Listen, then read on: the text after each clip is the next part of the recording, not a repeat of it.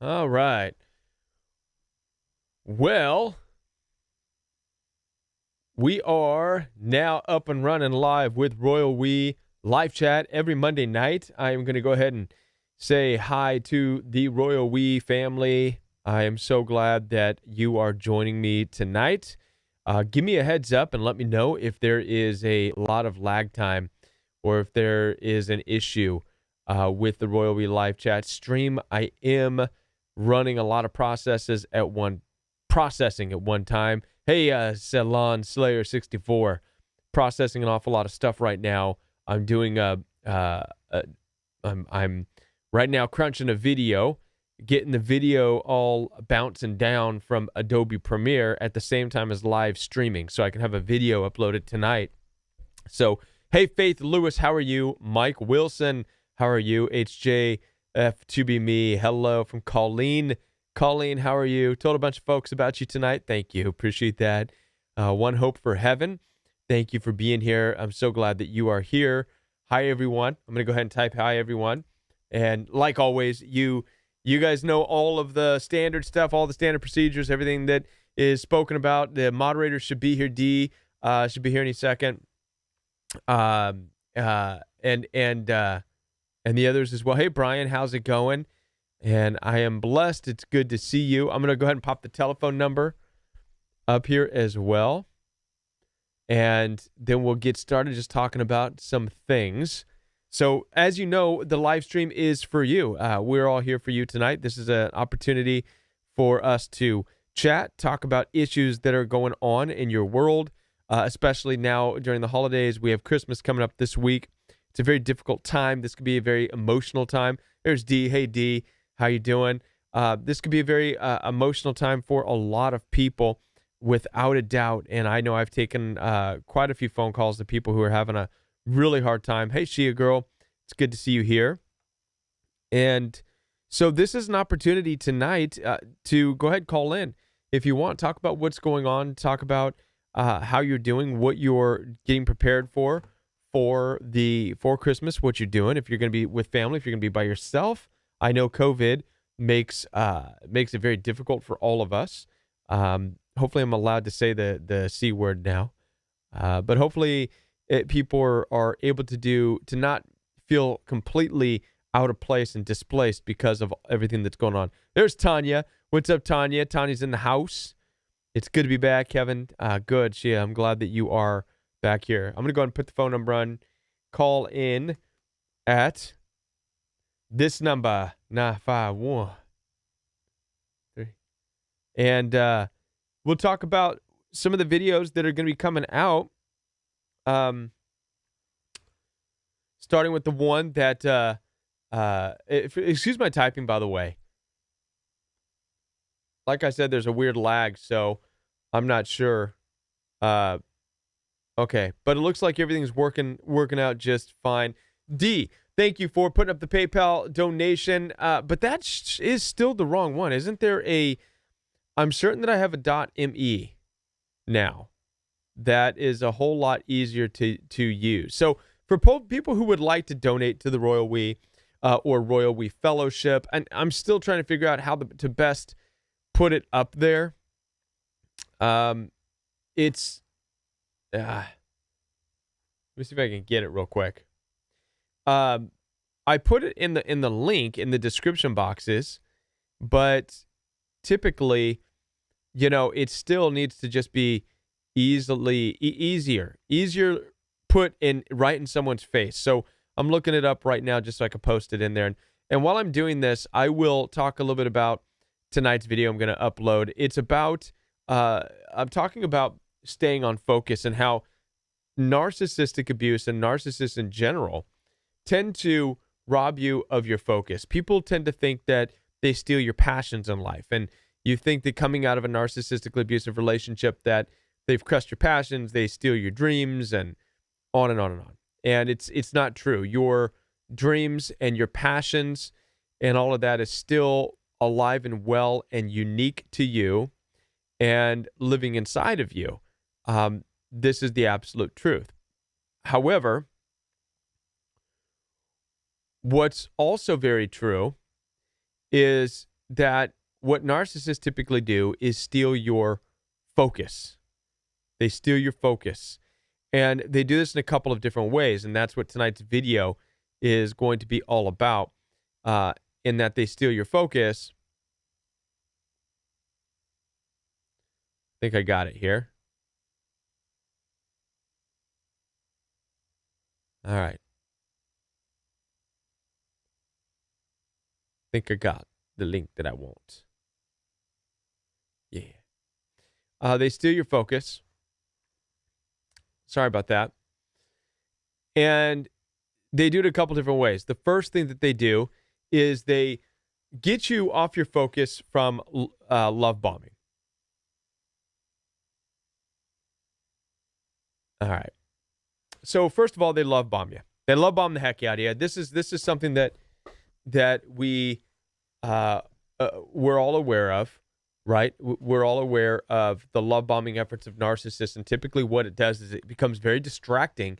It's very shiny, and it drags you off of your path and your course in life, and it gets you just sidetracked. This is the distraction. So right away, they're getting you off focus. That's the first part. The second part is then putting you in a place of defensiveness, right? So if they can get you in defensive, once you become defensive, right? If you're defending your passions in life, and typically narcissists love to get you to defend your passions in life. You can be passionate at anything, and they're going to undermine you, and they're going to undercut you. They're going to tell you how ridiculous, dumb, whatever it is. They're going to tell you they hate your music. They're going to tell you they hate this, they hate that. Your pictures are dumb. You know, it doesn't matter what the case may be. And it starts to put you in a place of defensiveness. And if you're focused on defensiveness, then you're not focused on living out your passions, right? You're too busy defending your passions as opposed to just doing them. This is exactly what I say in tonight's organic video upload. And I'm excited to put this out there because it's very, very true. A lot of us think that they have stolen our passion. A lot of times people wonder, when will I be myself again? When will I find myself again? Why is it so hard to... Still frozen? What's going on?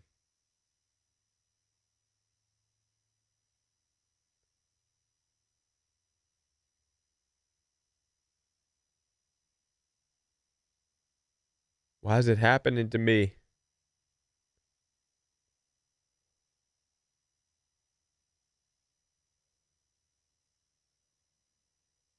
Is it still frozen?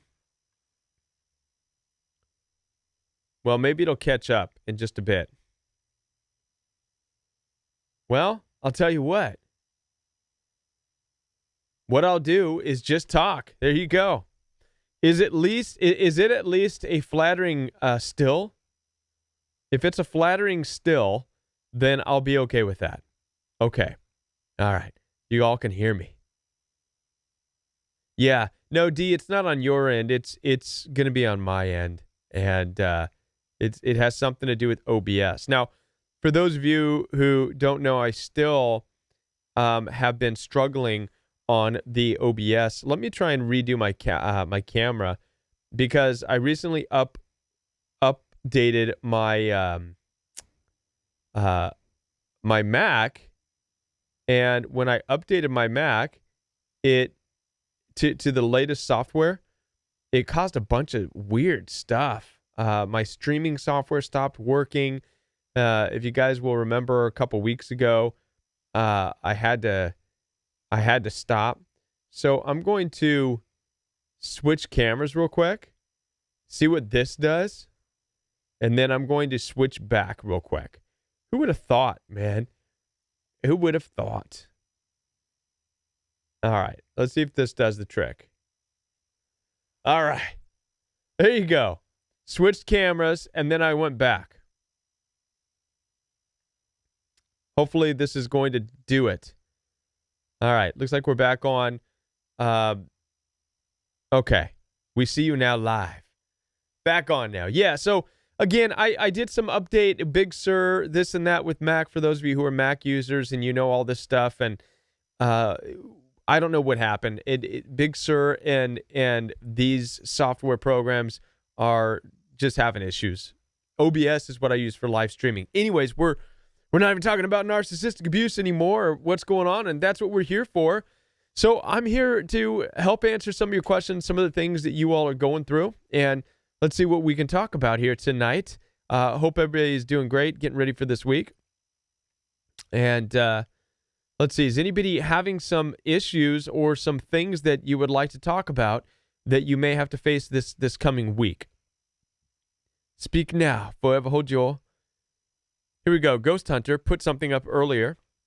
After I got wind my ex is being a covert narc, I realized how covertly narcissistic one of my parents was, and my sister, and they tried to make my life filled with drama near the holiday. Yeah, very, one of the things that narcissistic abuse does, and it did this for me too, and I've talked about this in some videos, is that when you come out of a narcissistically abusive situation, maybe with a boyfriend or a girlfriend or a friend, in my case, it was siblings, it was my wife's siblings, it was in-laws, what it did is immediately open my eyes to the reality that I was raised around that same stuff. I saw it in my stepfather. I saw it in even in my own dad. I saw it in a lot of people growing up. Suddenly it gave a name and an explanation to all of the bullying and the abuse that I have witnessed all my life. And I've seen an awful lot of it. When we're young, we tend to just run and hide from these things. We run and hide from the abuse. We hide from our angry parents who are raging out of control and yelling and screaming. And I used to run out of the house and hide from my stepfather. And I used to go to school and I would fear going home, so I would get involved in sports and whatever I could to not have to be home. But now we have a name for it. We know it as narcissistic abuse. We're able to look back on our lives and see that it has been something that we have been raised with. It's something that we have seen. It's a part of this world. It's not new. Narcissism and narcissistic abuse is not new. We're not here because we are understanding some new race of people. It's not some kind of new zombie apocalypse, okay? What's actually happening here, especially from the Royal We point of view, is we are awakening to the reality that we, for some reason, at some point in our life, shut out. You see, we stopped believing in the reality of monsters. We stopped believing in the reality that people are inherently selfish. We started to buy into this comfort idea that everybody is inherently good and people have your best interest in mind, and they don't. I'm not exactly sure where we got this from, this idea. Perhaps, I would say that in America, it would make sense. The reason it makes sense for America, especially maybe in the UK, the reason it would make sense is because of the softness of life that we've been able to live. They created this economy. They created a judicial system that in a lot of ways protects a lot of people. For the most part, people just go to work, do their jobs, yada, yada, right? On and on.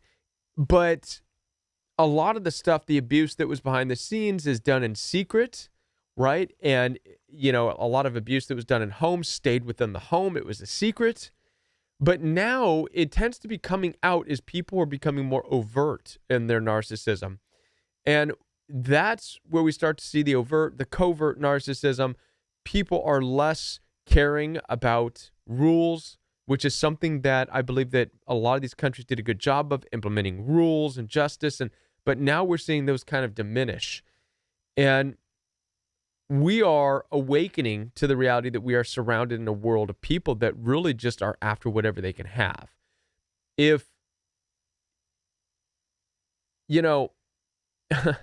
don't know how else to put this. I have some cousins out here who in the Midwest who are very much into weapons and stuff and lots of them. And I that wasn't something that was very important to me. I didn't really know how important it was to them until I got out here in the Midwest. And I kind of made fun of them. They're waiting for, some kind of a zombie apocalypse or something. But one of my cousins told me, he said, if everything goes sideways, especially with all the election stuff and how the world is these days, he says if everything goes sideways, I'm set to get what I need to get for me and my family, even if that means taking it from others.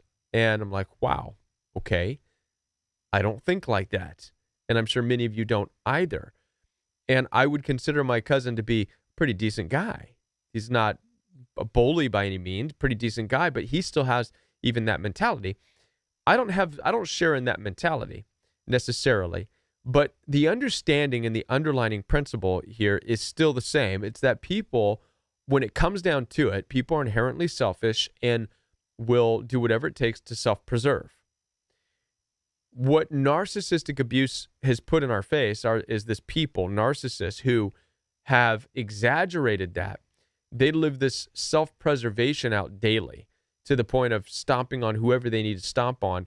And the difference is with narcissists is they're not, from the outside, there is no real war they're in. They're not being robbed of anything. They're not being oppressed. How many of you saw my video the other night about oppression? Narcissists, they live this life like they're being oppressed. So in the narcissist mind, they're already in an oppressed world. And this is why everyone they come across, they're going to fight at some point. We're not there, and we don't have to be there in their perceived fight. Is it possible that we in life may have to fight? Yes, it is possible. But with narcissists, they're taking something that's a possibility and making it their reality already. Right? Oh, so we do have a question by HF2BMe. Let me see if I can find it. She says, D, can you make sure he sees the question? What is the question?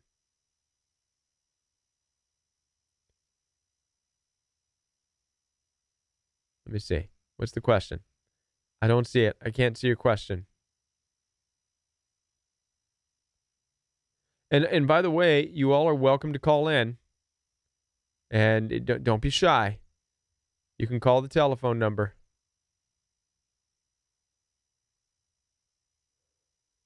I see HJF to be me. I'm afraid my abuser will become more covert. More covert. Is that a question? Statement? Question? If it's a question, it's possible. It's possible. When narcissists know that, when narcissists, can you suggest, okay, as far as the covert narcissist thing, can they swap back and forth? They typically do. Covert and overt narcissism are completely interchangeable. I've seen this being talked about by other, channels on YouTube when I was researching. They could be completely,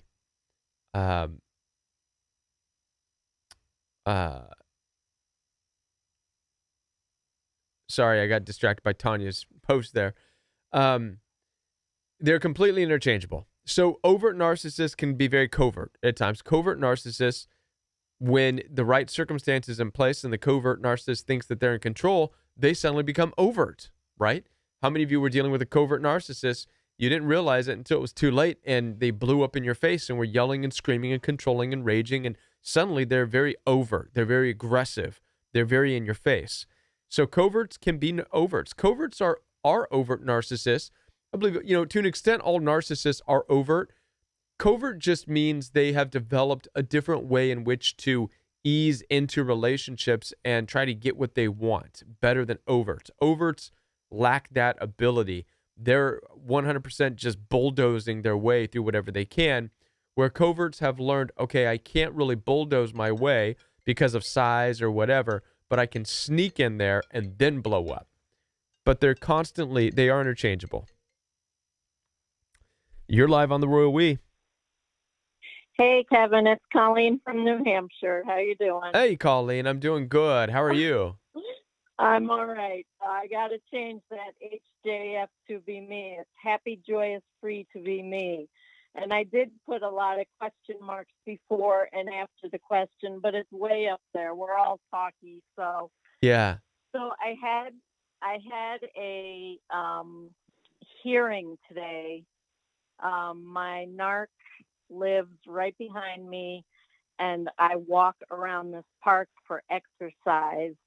And every time I walk past his house, he goes to court and complains that I'm stalking him. Oh boy. And so I had to hire a lawyer, and I think the lawyer did an effective job. But I'm just like living adjacent to him. Like, do you have any strategies? It's like he's moved on to his next victim. She's Right. selling her house and moving in with him, and you would think he would be done with me, but he's still obsessed. Yeah. And I don't know how she puts up with it, but Well, a couple of things. As far as Okay. the walking goes, I see Tanya. She echoes the same thing that I was going to say, and so does Dee. Which is don't walk past his house. If at all Yeah. possible, walk on down another street. Okay. It's an invitation. That would be. There's no way in the world if I was trying to get away from narcissistically abusive people or like my in-laws, my wife's family. No, you couldn't pay me enough money to even drive by their house. I want to be so far away. The thought of them disgusts me and puts me in such a place of I'm done with them that I wouldn't want to be anywhere near them. And so to walk by the house is kind of putting yourself in a place where not only are you not healing and moving on because you're walking by his house. So you're going Memories, to subconsciously be reminded of him. Yeah. And then And which brings me to my next point. You're talking about him moving on to new supply and having a new relationship. The fact that you know this much kind of tells me that you know too much, which again goes in line with you walking in front of his house. So I would suggest that if you're trying to move on, right? I know you want answers. I know you probably are still like, why does this happen? Why are these people like this? But we're not going to get these answers ever. No. Ever. You never will. The best you can do is let that past go and stop walking by his house and the best you can move on. Move forward. Yeah. Away. Go the opposite way from him. I guess it's part of the circle that I walk that he's on. But I think it comes down to I'd rather be happy than right. It's my right to walk freely in this neighborhood. Sure. But if you're causing pain, but if it's causing pain for yourself, it makes no sense. Yeah. I had a conversation. This isn't necessarily what you're doing, but I want you to think about this with me, and I want you to think about this in how you would respond to a gal. I talked to a gal once who was having a difficult time, and basically she was saying all guys are narcissistic creepos, and I agreed. I said, yeah, and she made the comment. She said, every time I go out with my friends to this particular bar, she says, I always have guys, grabbing at me and making comments to me. And I said, why don't you stop going to that bar? Yeah. Right. Right. And she said, Right. she argued with me, and I understand where she's coming from, but her argument was, well, I should have a right to go to the bar. How about the guys just mature up and act better? And I'm closing my eyes going, okay, wait a minute. You understand the place that you are putting yourself in. You're going to a place where they serve alcohol and there's drunk guys and they're going to say things and they're going to, and you're saying that they should all act normal so that you can walk through this bar. And I'm like, I'm trying to understand the world doesn't work that way. It's like if I were to walk in a junkyard full of rabid attack dogs and say, well, I have a right to walk through this junkyard and the dog shouldn't be there. You know what I mean? I guess you kind of get where I'm saying. There are certain things there's certain things in this world we can't change, and we have the right to do whatever we want. Yeah. It's not until we just get sick and tired of being sick and tired that we realize, okay, the world is not going to change and bow down towards my path, so I need to change my path. Yeah. I guess the other issue is that we can see each other's backyards perfectly. So it's like I feel like I can't be in my backyard because it's inevitable. I'm going to see him, he's going to see me. And we are not allowed to have fences here. So it's like I'm trying to get privacy bushes up as fast as possible. Good idea. Yeah. I don't know. Just, I guess, enjoy my front yard until I get those privacy bushes up. Yeah. Yeah. Yeah. All right. Well, thank you so much. Thank you for calling in. I appreciate it. All right. Take care. Bye. Kevin. Thank you so much for calling in, Colleen. I really appreciate your telephone call. A ghost hunter, Ellie, writes, does the narc believe the lies they are telling, or do they know they are lying? The attention-seeking lies my sister is telling now seems too extreme, and she gets so worked up about them, I am even worried for her. Yes, yes and no. Yes, the narcissists believe their lies. There's an old saying: if you say something enough, you're gonna believe it, right?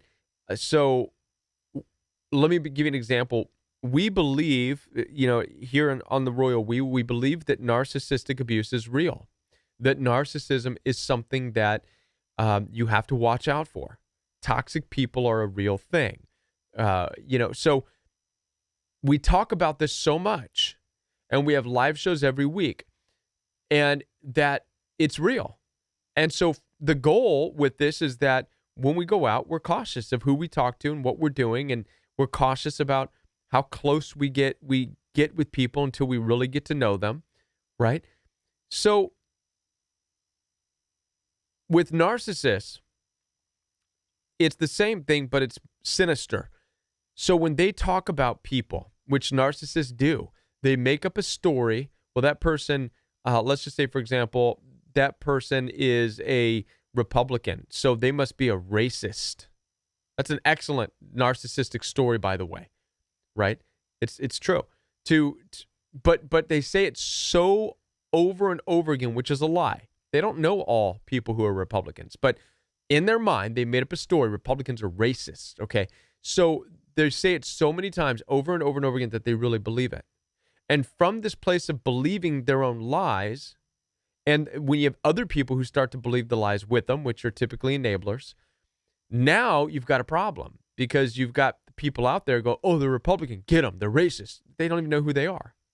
So you can see how, yes, they know they're lying, but yes, they also believe the lies, right? Logic and common sense says that just because someone's a Republican doesn't mean they're a racist.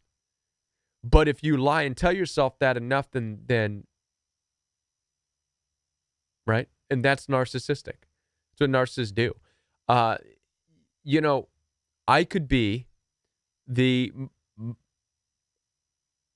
one of the most, and I experienced this with my wife's family, with my in-laws. It doesn't matter how nice I am as an individual. It doesn't matter how loving I tried to be with them. And it doesn't matter how much I defend myself, say I care for you. And it doesn't matter. They made up their mind that I am a horrible person because they needed that narrative to create this tension, to create this, she's our sister, blah, and I'm the outsider. And they needed so desperately to do that they started to believe their own lies about me, which was talking amongst themselves, telling each other, because I was at the time I was heavily involved in church and worship teams and an active part of the church, and I didn't like to be around cussing and name calling in particular. But they made up the story that I was a judgmental, selfish person who thought I was better than everybody else, just because I didn't like the cussing and name calling. Right? Now, logic would say, okay, no, cool, we get it. You don't like name call. We won't call you names. We won't cuss at you. No, they're like, no, we are okay calling you names. You're just selfish and toxic and judgmental. You think you're better than everybody else. And once that lie, which is not me, that's not who I am. Right? I don't and you all know this, I'm not here working with people and helping people and healing with people because I'm judgmental and selfish and think I'm better, but it's not about that. It's out of a genuine passion and a place for people who are hurting. And because I hurt, from all of this. We're all hurting together. And that's the place that I operate from. But they make that story up, that narrative, and they say it to each other so much that they start to believe it, which is why now, I have no relationship with my wife's siblings. There's nothing there. Like it's empty, it's void. I don't call them aunts and uncles to my kids. They're living their life, I live mine, and it's sad. But it was so heartbreaking and painful to live in this place where they believe their own lies about me, right? This is what narcissists do. They lie and they believe their lies. They make up their story. And it is delusional. To the outside, it appears very delusional. It's very upsetting. We got a call from Missouri. Hey. Hi. Hi, Kevin. How are you? I'm good. How are you? I'm good. Good. You're calling? It's so good to get through. Thank you. Yeah. Well, thank you for calling. You're calling from Missouri. Yes. Right on. How are you? Good. I called like a couple months ago. Okay. And you talked to me and you really helped me then. But I'm going through something right now. Like I really need some help. My ex of 30-some years, well, he's not my ex. We're not really divorced yet. Okay. Can you hear me? Yeah, I can hear you. Okay. Anyway, I've been today 11 months, Kevin, from him, no contact. Okay. He's on my I do have his phone number on because we have 6 grandchildren and 3 children together. Okay. So he is trying to make me feel bad and everything and all this. He sent me a text and said, I didn't want to read it, but it was so curious. And, this holiday thing is really tough. It's my first year with it, and I'm having a hard time. 36 years with him. And anyway, I did read the text, and it said that I'm going to try to do Christmas dinner, and it's not going to be easy to fill your shoes, but you're welcome to come eat dinner with us. No, I love you. I miss you. All that kind of stuff. Total narcissist, all about him. Right. Like it's the dinner. And now my kid, I got a kid that lives out there, and I got 4 grandchildren that are in a bad situation that live on my property. Okay. And so now here I am by myself, but my one daughter, I have 3 children, 2 of them live there with 4 grandchildren. 2 grandchildren and 1 daughter doesn't live there, and that's the one I'm going to.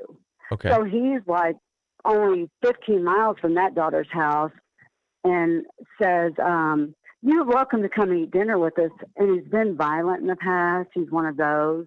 Okay. And so now I don't know what to do, Kevin, because it's just a few days away. And I'm really serious. That's why I called in, because I'm really hurting. I don't know what to do. You don't know if you want to go? No, I don't want to go. I don't want to go. Then don't go. No, I don't want to go. But the thing about it is, I'm afraid of him. Like he's trying to gaslight me, like because he knows one of my kids out there, my grandkids call me mom. Mm-hmm. And so he's got that child out there, and he's gaslighting him, even against his own mom, our own daughter together. Yeah. The oldest child. Yeah. So it's just, I don't know what to do. Well, can you suggest? Yeah. So I actually just put a video out in response to it was a sponsored video request that I answered just last night, and it was kind of in the same category. Except it was a man who does not have custody of his children or his daughter, and the mother who is his ex-girlfriend has total custody, has a new boyfriend, she's making it just a hellish experience for him to have any kind of connection with his daughter. And every time he tries to visit her, she's right there. No personal time, no private time. Oh. And it's heartbreaking. You know, I when I listen to his story and what he's going through, and he wants to give up. He's like, I don't even want to go at Christmas. I don't want to go because I know it's the same old thing. I'm going to go. They're going to stare at me. The mom's going to be in my face. They're going to be saying weird. You know, I understand too, but this is what I told him. I said, listen, you should go, but this is what I said. You're not going for. I don't think I can go. Well, but hear me out. You don't have to go there. Okay.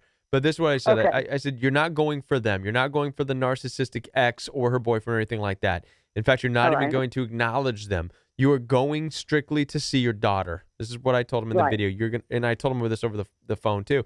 You're going to see your daughter. You're going to shut out the world around you, except for just your daughter. You're going to focus on them.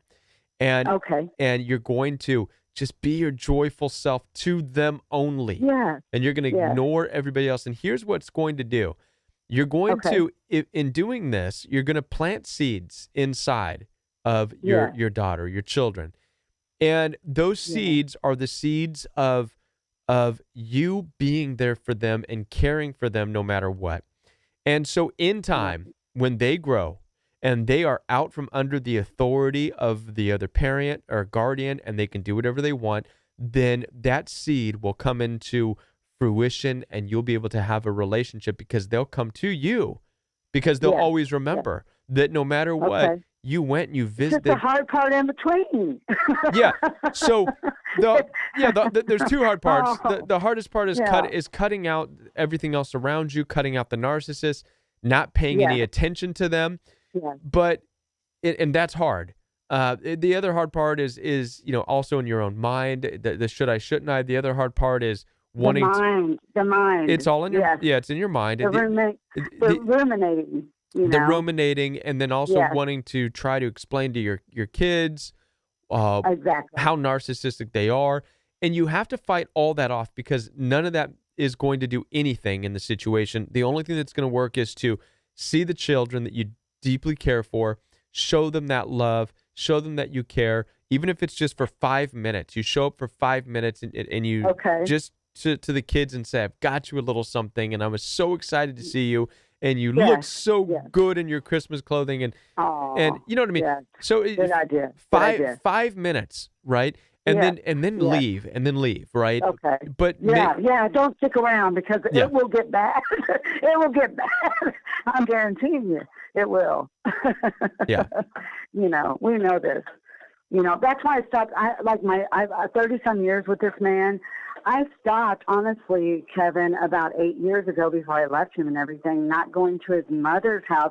She's a total narcissist, and so's the daughter, which is his sister. Right. And every Christmas, Kevin, they would give me used things or nothing at all. Like scramble around when I got there, like, oh, she's here. We better get her something, Quick. Go to the backyard, pull some flowers. That's great. One time she got a snowman that was underneath the Christmas tree, and I saw it there. And she went in the back room, and then later on we opened gifts, and there it was. Yeah. I'm like, that's what I'm dealing with. Yeah.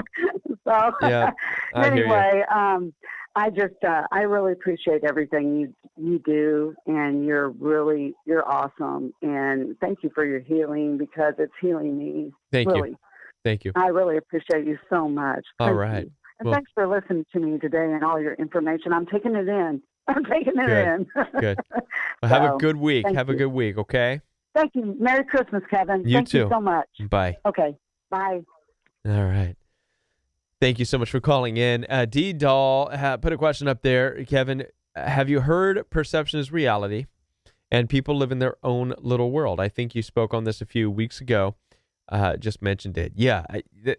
Perception is reality. And for narcissists, this is definitely true. Their perception is reality, not facts.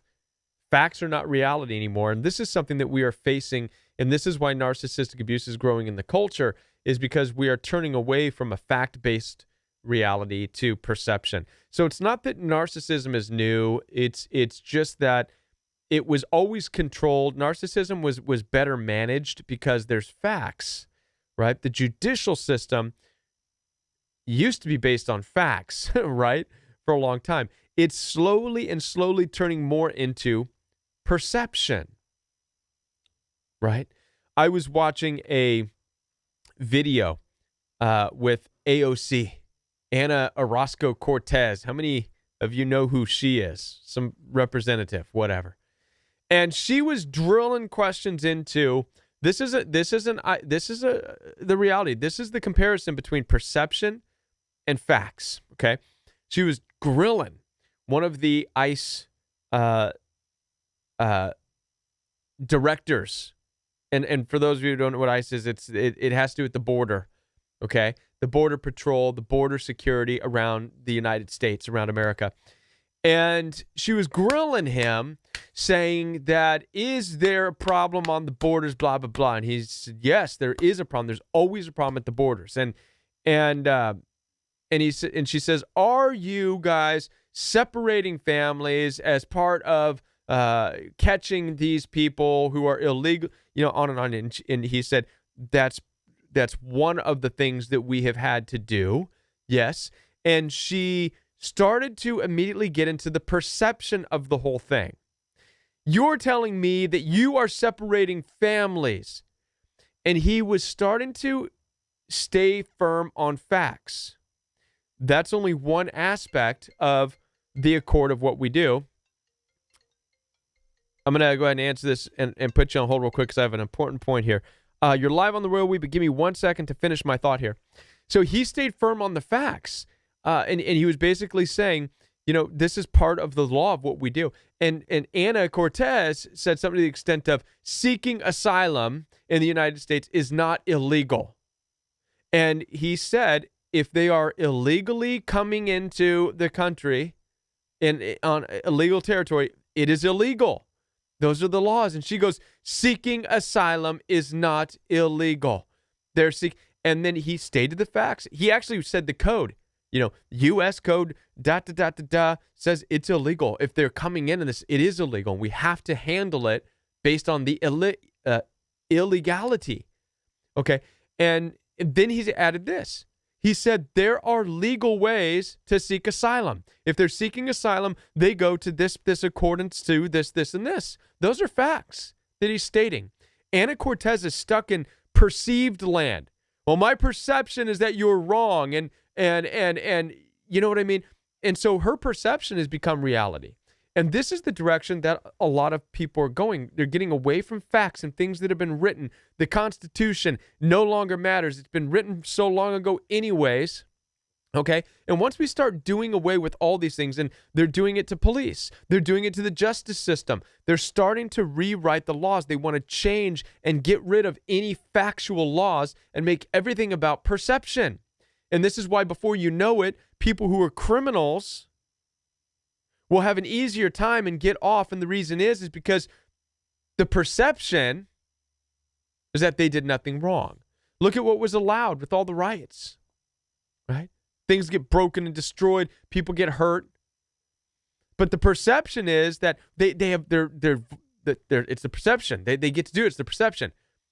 Forget about the laws that says you can't vandalize in this. The facts don't matter anymore. This is the problem, and this is why we see such a heavy rain of narcissism pouring down, of narcissistic abuse. And because at some level, they're breaking away from facts and just allowing perception to run wild. And when perception runs wild, well, heck, we've all got our own perception. It's just going to be a dog-eat-dog world because everybody's perception becomes their reality. Hope that makes sense. You're live on the Royal We. I almost forgot. I was so into my. Sorry about that. I had you on hold for so long. That's okay. I'm just thinking. Oh, I hope I can be brief. Okay, so I called in. This is Adina saying that. I had called in just. I think it was a couple of weeks ago now. My ex had murdered a teenager just a few days before Thanksgiving. So recently. So I noted that things have been reported in the news that my child was 3 years old, is what everything's saying, but he's not 3, he's 9. But so the update on that is he is with his paternal grandmother, the one who reared up the murderer. And for some reason, Child Services and the court currently think this is a good idea. So thanks to all of everything, the tall tales, the stories that the narcissist believes and gets everybody else, all the other flying monkeys to believe as well. Based on all of this, you know, I don't know if most people know this, but for anybody who hasn't been through divorce court, not always, but in these high tension cases, they require the parents and the child or children to go through like a custody evaluation. And in some of these custody evaluations, which these are very expensive, they require a psychological evaluation of each parent. Mm-hmm. So I've done mine several times. He's never done his, and it's come into court again, and the new judge says, oh, we don't have a psychological evaluation on file, and I offered to give the ones that had been done before, and he says, oh, well, we need a new one. Okay. Because the other attorney said that this is not, that it wasn't acceptable. They didn't want to accept it because the psychologists on every single one of these psych evals, I've had 3 so far, it's come back, you know, as a good report. And okay, I know nobody wants to believe this, but it is recorded in the court hearing that the other attorney said, we want the father to be able to taint the opinion of the evaluator first before speaking with the mother. Okay. So that's like, we've got narcissistic judges, we have a narcissistic attorney on the other side, Right. and the other judge had previously agreed to that. So whatever. So now we have a different judge. The other judge has been put on, gone through a judicial fitness commission, and he's been outed from the courts recently. Amen. So I'm having to go through another psychological evaluation, and it's loads of fun. Let me tell you, it's all these computer things. I can imagine. It's a long process. It's boring. Right. And Right. they tell me I'm ADHD. Of course I am. So I'm going to do this again in January, apparently. But, Okay. the other judge was like, this new judge who says, well, we know where the father is at since he's in jail, but they're still requiring that I have to do a psychological evaluation. They're still, like, for some reason, believing everything that the guy who murdered somebody, that all along the way I've been saying, you know, he's dangerous, he's harmful, Right. he's been threatening to shoot me, he's harmed me, he's harmed my child, you know. And the previous judge had said also that the reason that maybe he would want this psychological evaluation of me is because I'm trying to remember exactly how he said it, but something to the extent that I want to know why she wants to believe that this nice-looking guy here would want to harm her. I want to know why she wants to believe that. Okay. And even though he has harmed somebody now in the way that he said he was intending to harm me, they're still requiring this stuff. So anyways, so I think like a point that I want to share with the royal we is that, you know, throughout my marriage to this guy, it was either like really super sweet experience, you know, where he was always saying, you know, to me how wonderful I am. And, you know, everything just seemed like wonderful. I didn't have any recollections of anything bad until afterwards, like after I had escaped. And my little one, during our court-ordered visitations, when I got to see him, he would tell me what he saw Daddy do to Mommy, and then the recollections would come. So the few times that I did have moments of cognition, I guess, that I was in any sort of danger, I would think, why? Why is he behaving so badly? Right. And why should I think that I'm in terrible danger? But, when you guys can recognize that you are with a narcissistic person, I think it's imperative that we begin to recognize that this is a demon cloaked in the skin of human flesh. And their ultimate goal is to destroy people. So I think that as children of God, I don't remember where the law is, but it's, an Old Testament law that says, if somebody's coming to kill you, you have to kill them first, but I'm not saying to do that right now. I'm just saying that, there's also like another law that says that, if somebody is coming to harm you, you must not allow that person to harm you. Mm-hmm. So, as far as us in our situations, I feel like we need to really escape and escape smartly. So, yeah, like my true. mother-in-law now knows where I live. I'm having to interact with her. She is the one that has threatened to set me on fire and my child, and she now has the custody of my child. And so now I'm having to move. I'm packing up. I'm frantic. But I think about how that the things that you were talking about earlier in this, like we need to get more skilled and get better about I don't remember like how you said it, but we need to like process people carefully before allowing somebody into our lives, and also like don't be somewhere where you ought not to be. Don't be with people you shouldn't ought to be with. And how about when somebody comes knocking at your door in the middle of the night, like just happened to me like the other night? Like, right. Don't open the door.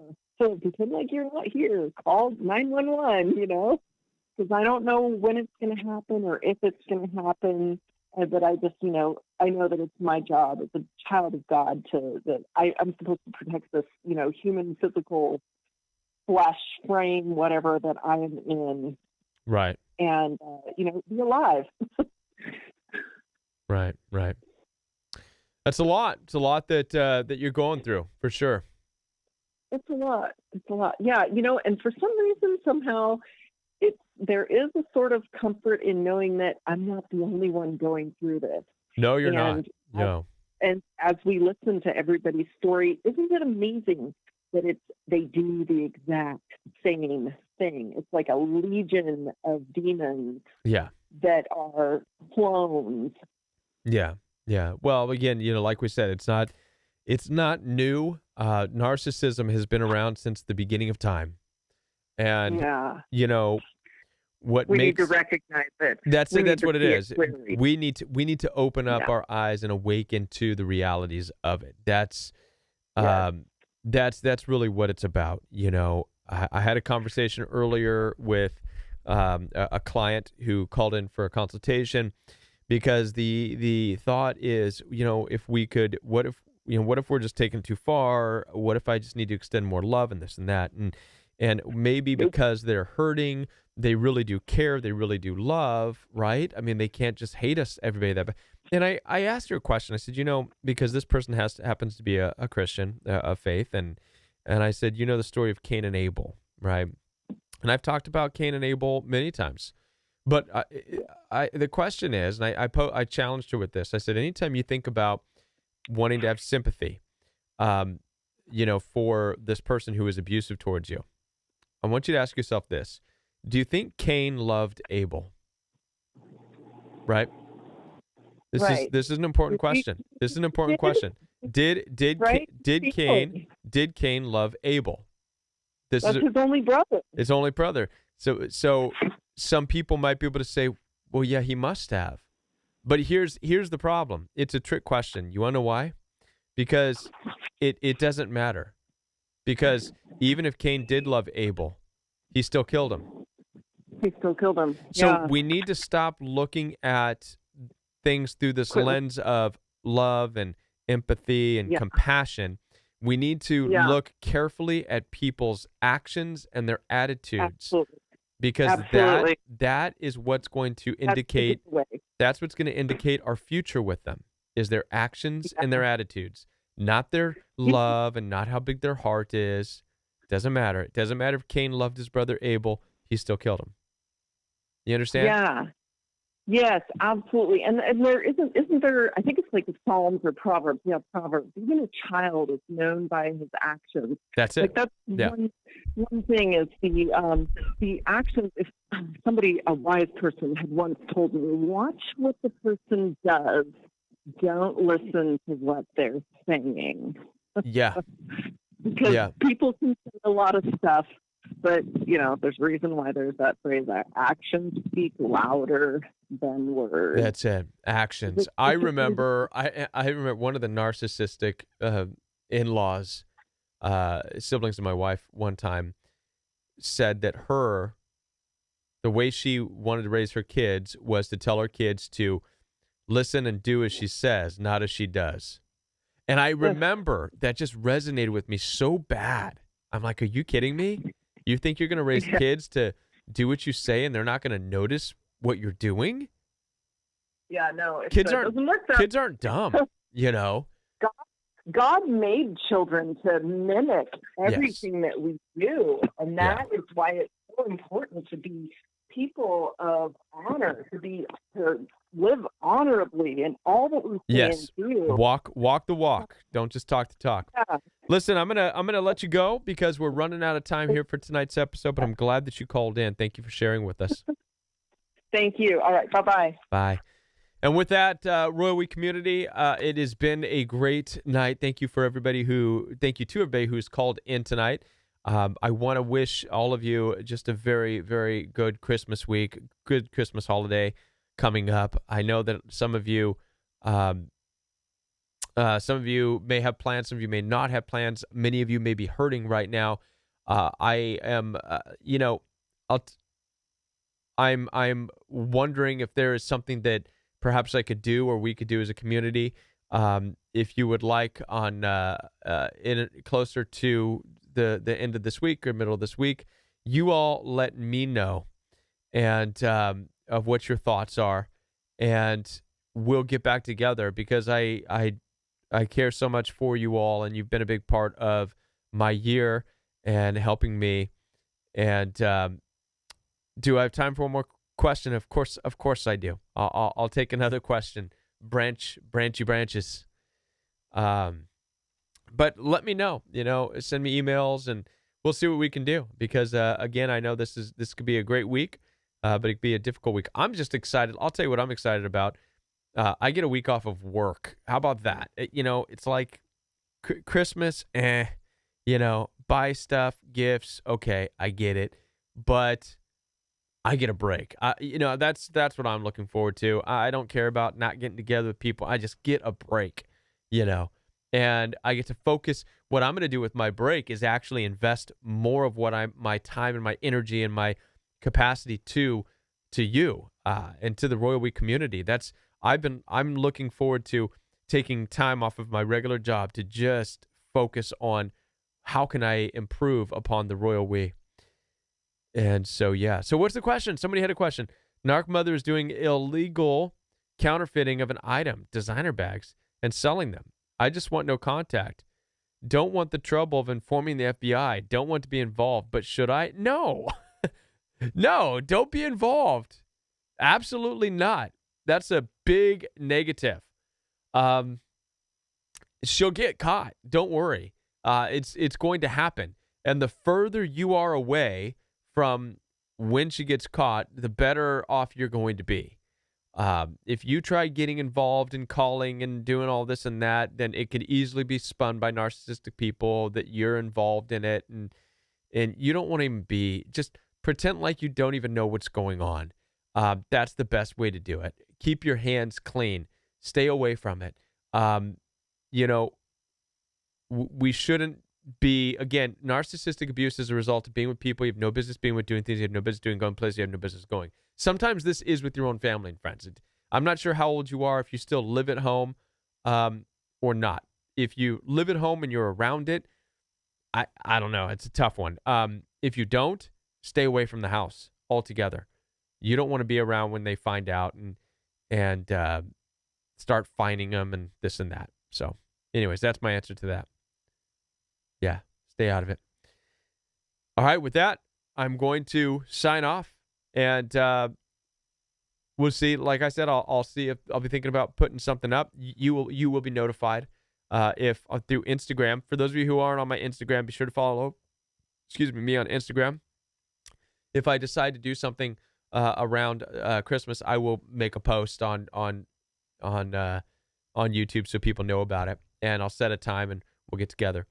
All right, everybody, have a great week. And if we don't get together later this week, then we'll be back next Monday, same time.